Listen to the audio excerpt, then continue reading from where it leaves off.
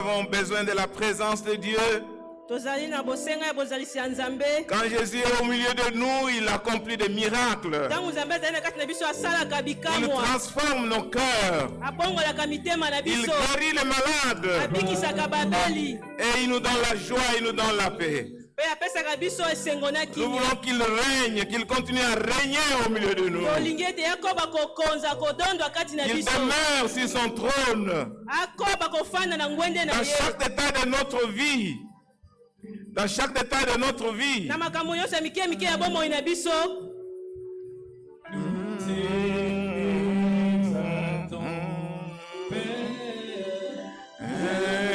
Établis dans ton éternel. Par nos louanges, nous t'invitons. Viens Jésus, prends la place du roi. Nous t'adorons,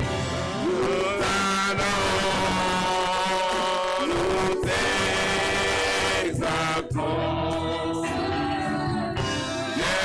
Établis ton trône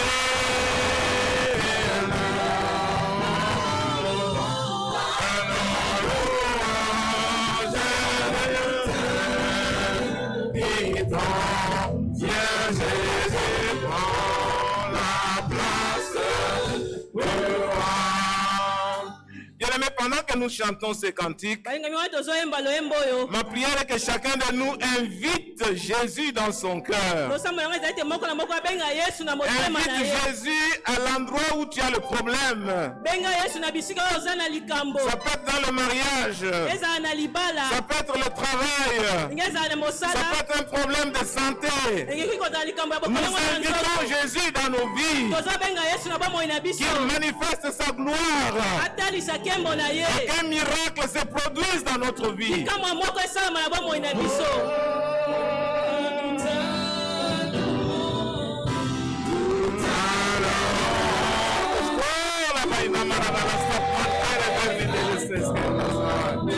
Tu es le Dieu vivant, le Dieu de gloire. Proclamons ta gloire et ta sainteté, Seigneur. Nous voulons que tu règnes dans nos vies. Alléluia. Que tu manifestes ta puissance.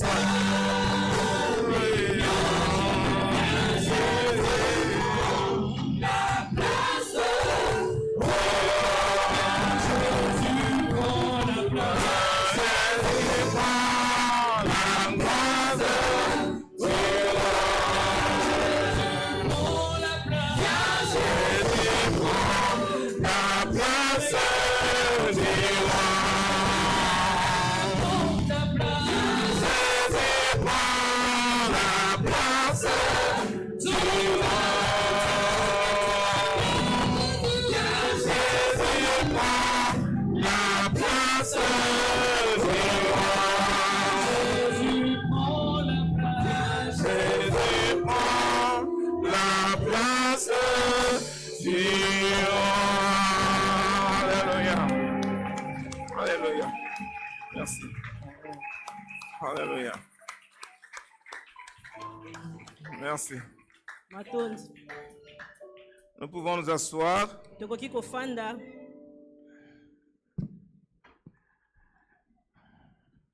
Bien-aimés, ces cantiques résument le message de ce matin.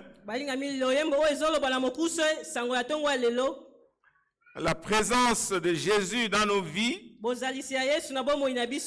apporte la guérison, apporte la délivrance, apporte la solution à nos problèmes. Ce matin, je voudrais lire dans l'Évangile selon Jean, le 2e chapitre. Nous lisons Jean chapitre 2. Vous voulez, s'il vous plaît, vous mettre encore debout. Nous allons lire la parole de Dieu. Ceux qui peuvent se mettre debout peuvent se mettre debout, s'il vous plaît. Et nous allons lire dans Jean chapitre 2, du 1er au 11e verset. Jean chapitre 2, du 1er au 11e verset. Nous lisons au nom du Seigneur. 3 jours après, il y eut des noces à Cana en Galilée. La mère de Jésus était là. Et Jésus fit aussi l'inviter aux noces avec ses disciples. Le vin ayant manqué, la mère de Jésus lui dit, « Ils n'ont plus de vin. » Jésus lui répondit, « Femme, qu'y a-t-il entre moi et toi? Mon heure n'est pas encore venue. » Sa mère dit aux serviteurs, « Faites ce qu'il vous dira. » Or, il y avait là 6 vases de pierre destinés aux purifications des Juifs et contenant chacun 2 ou 3 mesures. Jésus leur dit, « Remplissez d'eau ces vases. » Ils les remplirent jusqu'au bord. « Puisez maintenant, leur dit-il, et portez-en à l'ordonnateur de repas. » Et ils emportèrent. Quand l'ordonnateur du repas eut goûté l'eau changée en vin, ne sachant d'où venait ce vin, tandis que le serviteur qui avait puisé l'eau le savait bien, il appela l'époux et lui dit, « Tout homme sert d'abord le bon vin, puis le moins bon après, qu'on s'est enivré. Toi, tu as gardé le bon vin jusqu'à présent. » Tel fut à Cana, en Galilée, le premier des miracles que fit Jésus. Il manifesta sa gloire et ses disciples crurent en lui. Amen. Amen. Vous pouvez vous asseoir.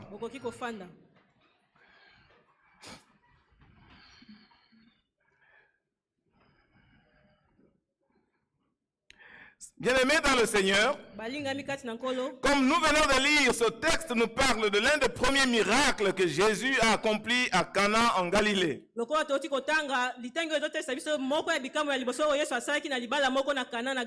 si je peux aller directement à la conclusion de ce texte, il est écrit que Jésus manifesta sa gloire. Il est écrit que Jésus manifesta sa gloire. Et ses disciples crurent en lui. Bien-aimés dans le Seigneur, nous pouvons dire directement que Jésus n'accomplit pas un miracle pour satisfaire une curiosité quelconque. Mais il accomplit un miracle d'abord pour manifester sa gloire et aussi provoquer la foi de ceux qui l'entendent. Et de ce texte, bien-aimé, nous allons tirer quelques leçons. Quelques leçons que nous allons tirer pour notre vie de tous les jours. Ce matin, nous avons eu un message qui nous disait que Dieu va intervenir à notre faveur. Et ce matin, il n'est pas encore après-midi, nous sommes encore le matin. Oui, le message concerne la présence de Jésus qui apporte un miracle dans notre vie. Donc nous avons 4 leçons à tirer de ce message. La Bible nous dit qu'il y a eu une fête de mariage à Cana en Galilée. Et à cette fête, Marie, la mère de Jésus, fut invitée. Et il est écrit que Jésus et ses disciples étaient aussi parmi les invités. Bien-aimés dans le Seigneur, vous comprenez que si Jésus n'a pas été invité, ce texte n'existerait pas. Il n'y aurait pas eu le changement de l'eau en vin. Ce qui veut dire qu'il est très important d'inviter Jésus dans notre détail de notre vie. Et le premier point que nous allons tirer de ce texte est que nous devons inviter Jésus dans chaque détail de notre vie. Parfois nous pouvons être de chrétiens, mais il y a des domaines que Jésus ne contrôle pas. Et nous voyons dans la Bible que partout où Jésus passait, il laissait des traces. Quand il va dans la vie d'une personne, il laisse des traces. Il transforme la personne, ou il guérit la personne, ou il donne un enseignement à la personne. Et quand il allait dans les villages ou dans les villes, d'ailleurs la Bible déclare que Jésus parcourait les villes et les villages. Il prêchait la bonne nouvelle, il guérissait les malades et il délivrait ceux qui étaient possédés. C'est-à-dire que le passage de Jésus quelque part était marqué par des signes de prodiges. Cela, bien aimé, doit être le cas pour nous. La présence de Jésus dans notre vie doit se manifester. Les traces de la présence de Jésus dans notre vie doivent être remarquées. Quand Jésus est présent dans notre vie, nous devons avoir un témoignage à donner. Un témoignage de la transformation intérieure qu'il nous a donnée. Un témoignage de la lumière qu'il a apportée dans notre vie. Un témoignage de la délivrance qu'il a accomplie dans notre vie. Donc le passage de Jésus dans notre vie ne doit pas passer inaperçu. Parce que partout il passe, il laisse des traces. Il faut inviter Jésus dans notre vie. Vous allez me dire, mais pasteur, j'ai déjà invité Jésus dans ma vie. Il est dans ma vie. Je veux dire, pour tous ceux qui ont déjà reçu Jésus dans leur vie, vous devez être sûr que Jésus contrôle chaque détail de votre vie. Il n'y a pas un aspect de votre vie où Jésus ne contrôle pas. Toutes les chambres doivent être contrôlées. La cuisine doit être contrôlée par Jésus. Les salons aussi. La salle à manger aussi. Donc il y a différents différents endroits dans notre maison ou dans notre vie où Jésus doit régner. Amen. La Bible parle de l'église de Laodicée. Apocalypse chapitre 3 verset 20. Il dit, voici je me tiens à la porte et je frappe. Si quelqu'un entend ma voix et ouvre la porte, j'entrerai chez lui et je souperai avec lui et lui avec moi. Alors, c'est l'église de Laodicée. Mais curieusement, Jésus est dehors, en train de frapper à la porte. Cela veut dire quoi? Il y avait un problème dans cette église. Jésus ne régnait pas dans cette église. Pourquoi? Je pense avoir prêché ici, parler de Laodicée. Laodicée, ça se trouve en Turquie. Ce n'est pas au ciel. Ça se trouve en Turquie. Et l'église de Laodicée avait amassé des richesses. Ils étaient riches. Alors ils ont trouvé qu'ils n'avaient pas besoin de Dieu. Ils n'avaient pas besoin de Jésus-Christ. Vous lisez le verset qui précède, vous allez comprendre la situation de l'église de Laodicée. Ils ont dit qu'ils étaient riches, ils n'avaient besoin d'aide de personne. Alors, si vous n'avez pas besoin de Jésus, il n'a pas de raison d'être en vous. Il est sorti. Alors, Jésus, comme il est toujours gentil, il veut accomplir quelque chose là-bas. Il est en train de toquer. Parce qu'il veut entrer là-bas. Il veut entrer parce que la réalité spirituelle de l'église de Laodicée était catastrophique. En réalité, l'église de Laodicée était pauvre. Elle était malheureuse. Elle était misérable. Elle était aveugle et nue. Il y a des fois, nous nous glorifions des choses qui n'existent pas. Parfois, on rencontre des gens qui sont orgueilleux, mais orgueilleux pour rien. Vous analysez pour voir pourquoi il est orgueilleux, mais il n'y a aucune raison d'être orgueilleux. Les membres de l'église de Laodicée croyaient qu'ils étaient riches. Mais la réalité est qu'ils étaient pauvres. Bien-aimés dans le Seigneur, le message de ce matin, que nous puissions vérifier si réellement Jésus est dans notre vie. Autrement dit, est-ce que nous marchons dans la soumission, dans l'obéissance à Jésus-Christ? Est-ce que Jésus prend le contrôle de chaque détail de notre vie? On peut être chrétien, mais il y a des choses que nous faisons qui ne sont pas contrôlées par Jésus-Christ. Tu es un enseignant, mais ta profession n'est pas contrôlée par Jésus. Tu es un homme d'affaires, Jésus ne contrôle pas là-bas. On peut être pasteur, mais Jésus ne contrôle pas le ministère. Bien-aimé dans le Seigneur, il faut inviter Jésus dans votre vie. Amen. La Bible est pleine d'exemples où la présence de Jésus apporte le changement. Zaché a invité Jésus dans sa vie. Et vous connaissez la suite. Il a commencé à se repentir, il a été transformé.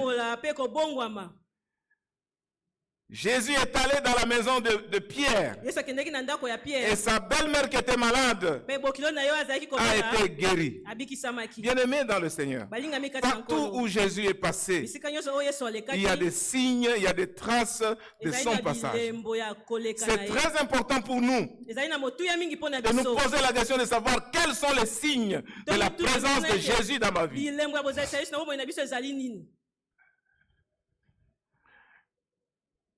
Quand nous invitons Jésus dans notre vie, nous créons l'opportunité pour qu'un miracle se produise. Imaginez-vous si celui qui a organisé la fête n'a pas invité Jésus, quelle serait la déception dans ce mariage, dans cette fête-là? J'espère que Célestin et Christelle ont préparé suffisamment à boire. Hein? Oui, imaginez-vous si Jésus n'était pas là, qu'est-ce qui serait passé? Le miracle commence quand Jésus est présent. Deuxième point, bien aimé, je vais aller plus vite pour passer à l'édition.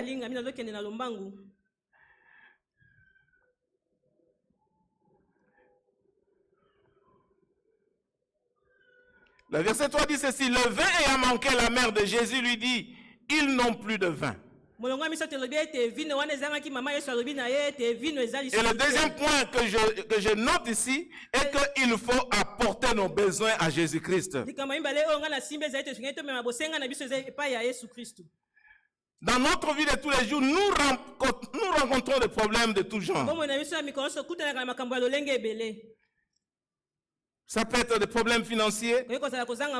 Ça peut être un problème de relation. Ça peut être un problème de provision. Comme dans le cas de cette fête, il y a eu la rupture de stock. Il n'y avait plus de vin. Alors, pour un juif, une fête sans vin, c'est une insulte. Bien-aimés dans le Seigneur, alors, quand nous rencontrons le problème, quelle est notre première réaction? Dès que Marie a appris qu'il n'y avait plus de vin, il est venu dire à Jésus-Christ, ils n'ont plus de vin. Bien-aimé, Marie avait le secret. Il savait que elle-même ne pouvait pas résoudre ce problème. Elle connaissait une personne qui était capable de trouver la solution. Marie est venue poser le problème à la personne appropriée. Parfois, nous avons des problèmes dans la vie. Nous les amenons auprès des personnes qui sont incapables de les résoudre. Je pense que la personne la plus capable pour résoudre nos problèmes, c'est Jésus. C'est vrai qu'il peut utiliser des hommes sur la terre pour résoudre ce problème. Mais quand nous avons des problèmes, nous devons les apporter auprès de Jésus. Marie avait foi en Dieu. Elle savait qu'en donnant, en présentant ce problème à Jésus, il va le résoudre.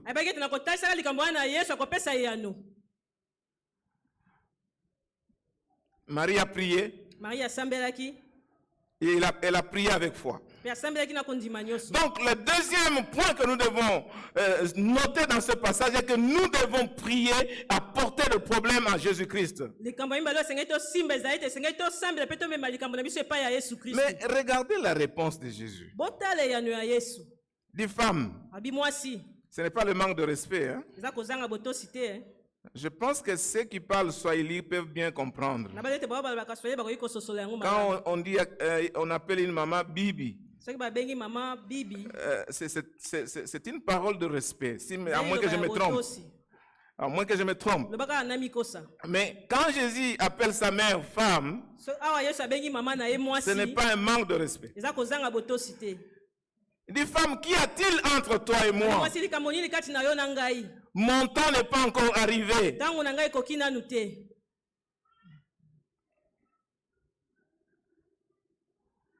Autrement dit, dans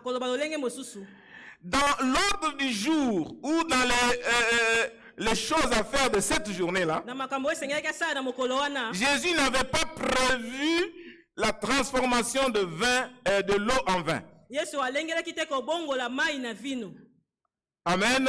Amen. Bien-aimé dans le Seigneur, mais le problème lui a été présenté. Marie lui a dit que le vin manque. Et il l'a fait avec foi. Mais malgré tout, malgré la remarque, nous connaissons la suite. Et ici, bien-aimés dans le Seigneur, nous pouvons apporter nos problèmes à Jésus-Christ et les apporter avec foi. Jésus va accomplir cela, même s'il n'avait pas prévu le faire. Vous savez pourquoi? Est-ce que vous savez pourquoi? Si nous prions avec foi. Parce que avec la foi, nous sommes agréables à Dieu. Amen. Amen. Donc Marie a prié avec foi. Et Jésus a accordé le miracle. Bien-aimés dans le Seigneur, nous pouvons inscrire nos besoins à l'ordre du jour des actions de Jésus de chaque jour et obtenir un résultat positif. Le problème a été résolu. Pourquoi? Parce que Marie a prié avec foi. Amen. Amen. Le vin manque. Et quand vous dites cela à la personne qui a le pouvoir, il va accomplir un miracle. Troisième chose,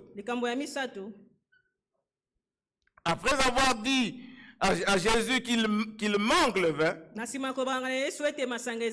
la Bible dit que Marie s'est adressée à ceux qui servaient. Au verset 5, il dit, faites ce qu'il vous dira. Faites ce qu'il vous dira.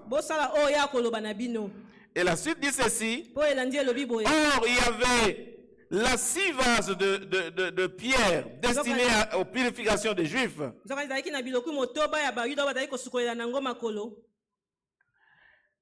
Et contenait chacun 2 à 3 mesures. Ça pouvait faire une centaine de litres.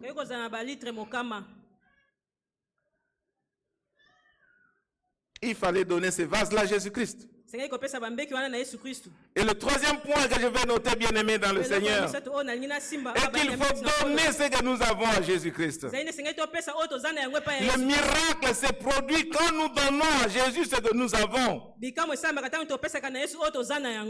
devait apporter les vases à Jésus-Christ pour qu'il puisse multiplier, qu'il puisse changer l'eau en vin. Le miracle peut s'accomplir à partir de ce que nous avons en main. Amen. Amen. Le garçon qui avait 5 pains et 2 poissons, Il a eu la gentillesse de donner cela à Jésus-Christ.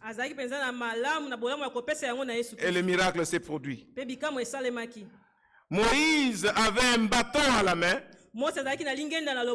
Et Gédéon, qui est son frère Aaron, avait un bâton à la main. Et c'est à partir de ce bâton que le miracle s'est produit. Quand il a jeté le bâton par terre, le bâton est devenu serpent. Même si les magiciens de l'Égypte ont aussi créé des serpents, la Bible dit que le serpent de Moïse a avalé les serpents des Égyptiens.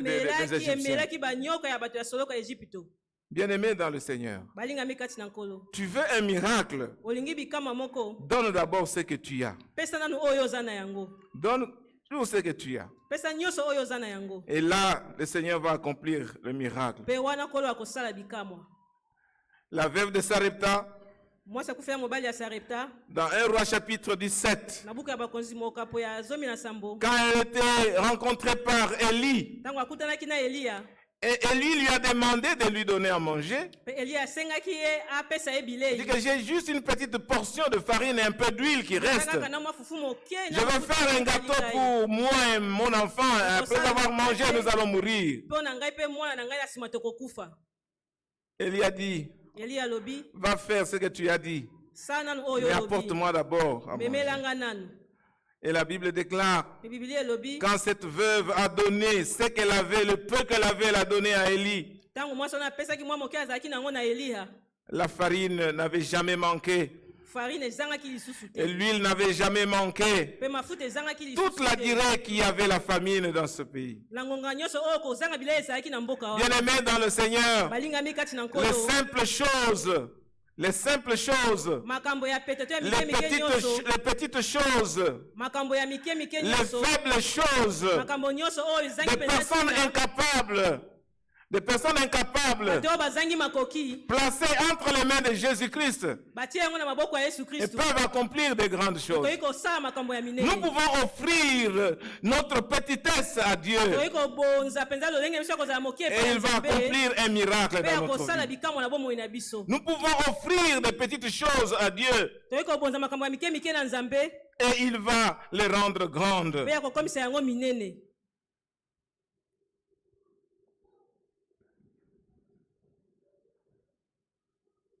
Il faut donner ce que nous avons. Et nous allons recevoir ce que Dieu a prévu pour nous. Ce que Dieu cherche, bien aimé dans le Seigneur, ce n'est pas l'habilité. Ce n'est pas la capacité. Mais Dieu a besoin de notre disponibilité. Si nous lui offrons notre disponibilité, il va accomplir de grandes choses dans notre vie. Le dernier point que je vais noter, il s'agit de l'obéissance. Marie dit au serviteur, faites ce qu'il vous dira. L'obéissance. Faites ce qu'il vous dira. Et la Bible dit que Jésus les ordonna de remplir les vases. Il a dit, remplissez les vases avec de l'eau. Et ils ont rempli. Là, c'était facile. Hein? Mais il leur dit encore, puisez de l'eau, apportez-la auprès de l'ordonnateur de la fête. Bon, je pense que les serviteurs pouvaient commencer à se poser des questions. Mais cet homme, qu'est-ce qu'il veut faire ici? Il veut se moquer des invités ou quoi? Ils ne sont pas posé ces questions-là. La Bible dit, ils ont pris seulement l'eau, ils sont allés présenter chez l'ordonnateur de la fête. Et la Bible dit, quand l'ordonnateur a goûté l'eau qu'on lui a donnée, l'eau était déjà transformée en vin. Amen. Bien-aimés dans le Seigneur, il y a l'obéissance à la parole de Dieu qui nous permet de vivre les miracles dans notre vie. Il y a beaucoup de promesses, il y a beaucoup de bénédictions que Dieu nous réserve dans sa parole. Nous pouvons avoir accès à ces choses seulement dans la mesure où nous obéissons à la parole de Dieu. Amen. Amen. Il y a eu quelque chose qui s'est passé à partir du moment que Jésus a ordonné qu'on mette de l'eau dans le vin et dans les vases et qu'on amène chez l'ordonnateur. Je pense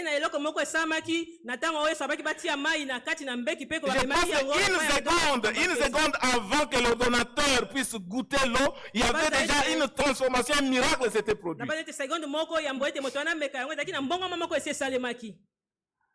Alors ça me donne l'image de ce qui se passe quand nous sommes devant les portes automatiques.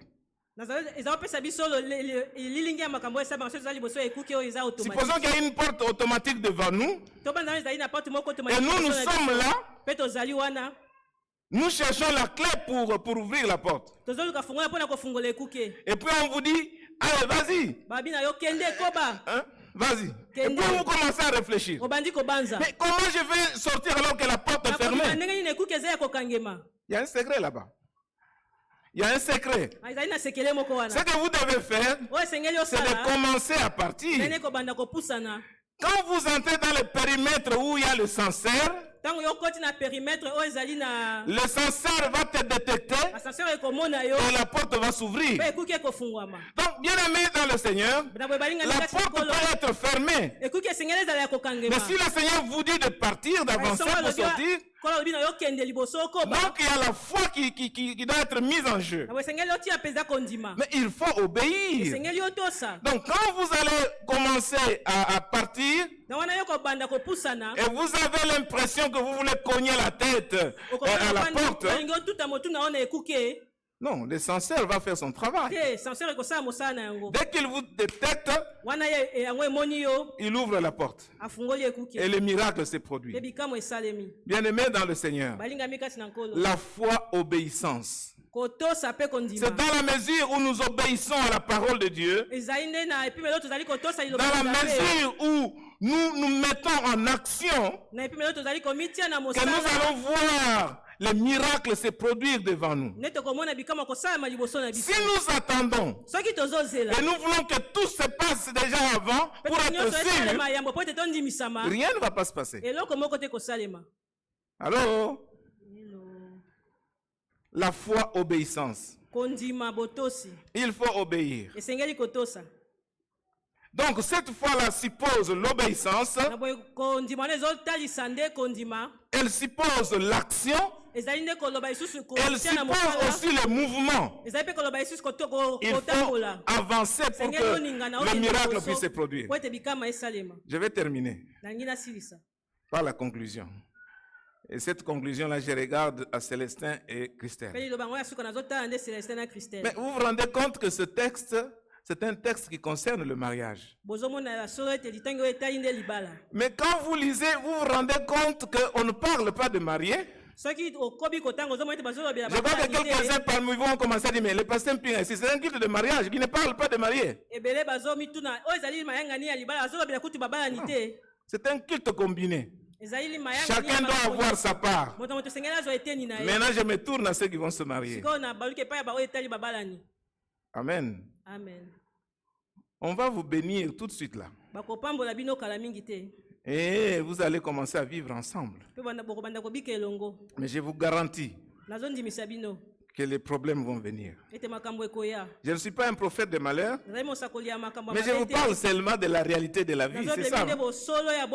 Les problèmes vont venir. La première chose que vous devez faire, c'est inviter Jésus dans ce problème. Il ne faut pas laisser un problème où Jésus n'est pas là. Il faut donner à Jésus qu'il puisse gérer chaque problème qui vous arrive. Dans tous les domaines de votre mariage, quand il y a un problème quelconque, confie-le à Jésus-Christ. Il faut inviter Jésus là-bas, parce que là au moins vous avez l'assurance qu'il y aura un miracle qui va se passer. Il dit, voici, je me tiens à la porte, je frappe. Si quelqu'un entend ma voix et ouvre, j'entrerai chez lui. Je souperai avec lui et lui avec moi.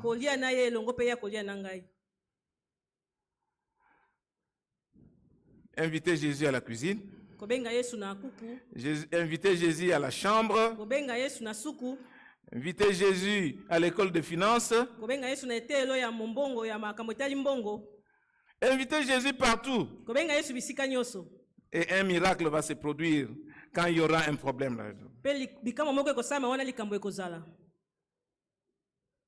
Deuxième chose, vous avez des problèmes, apportez ces problèmes-là à Jésus. Ne courez pas directement chez les parents. Parents, voilà ce que Christelle m'a fait. Non, non, non. Oh, tu vas chez les parents, non, vraiment, voilà ce que Célestin m'a fait. Je croyais que c'était un bon garçon, voilà ce qu'il a fait.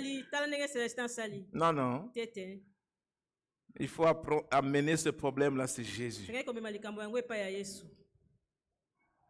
Vous voulez que Dieu vous bénisse. Vous voulez qu'un miracle se produise dans votre vie. Soyez généreux envers Dieu. Confiez à Dieu le peu que vous avez. Donnez-lui votre temps. Donnez-lui votre énergie. Il va vous bénir. Il va accomplir un miracle dans votre vie.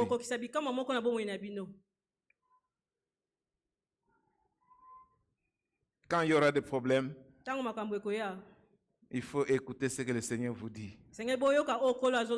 Et obéissez au Seigneur. Souvent, les mariés n'écoutent pas Dieu. Facile de courir ici et là pour trouver des solutions. Mais n'oubliez pas que Jésus est là avec vous. Il faut obéir à Jésus-Christ et accomplir ce qu'il veut, ce qu'il vous demande de faire. Dans votre Bible qu'on va vous donner tout à l'heure, j'ai écrit que ce livre de la loi ne s'éloigne pas de vous. Méditez-le jour et nuit afin d'accomplir ce qui est écrit. C'est ainsi que vous réussirez. C'est ainsi que vous aurez du succès. Que Jésus soit l'invité principal de votre mariage. Si vous mettez ces 4 points en pratique, je pense que vous aurez plus de 80% de réussir dans votre mariage. Jésus est le maître du mariage. Il ne faut pas le mettre dehors. Il ne faut pas dire que voilà, nous avons déjà reçu les enseignements au département de famille, ça suffit.